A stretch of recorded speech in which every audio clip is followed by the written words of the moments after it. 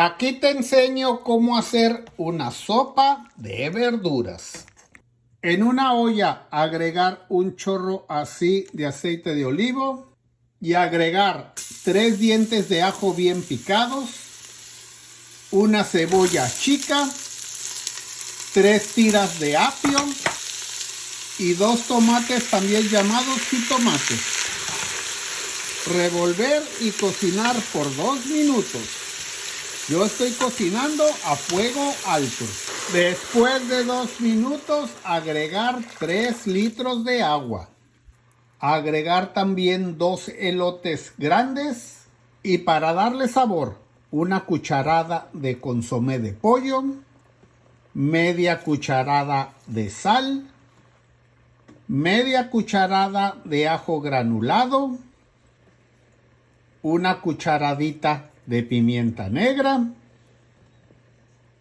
2 hojas de laurel y para darle color y un poco de sabor, una lata de salsa de tomate de 8 onzas. Salsa de tomate de 8 onzas, como esta, de cualquier marca. Revolver todo muy bien para que se disuelvan y se combinen todos los sabores. Y esperar a que empiece a hervir. Ya que esté hirviendo, tapar y cocinar a fuego mediano por 10 minutos. Asegúrate de poner el tiempo, 10 minutos a fuego medio. Ya que pasaron los 10 minutos, destapar y agregar 5 zanahorias, un chayote, 250 gramos de ejotes, 8 onzas o 225 gramos de hongos blancos, 2 calabacitas verdes, 2 papas medianas, una lata de garbanzos, como esta, de cualquier marca, de 15.5 onzas. Un racimo de cilantro chico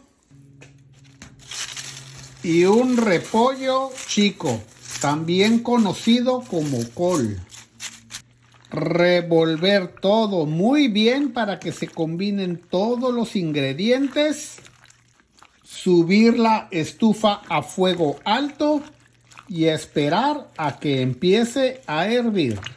Ya que esté hirviendo, tapar y cocinar por 10 minutos más a fuego mediano. Asegúrate de poner el tiempo, que no se te olvide. 10 minutos más a fuego medio.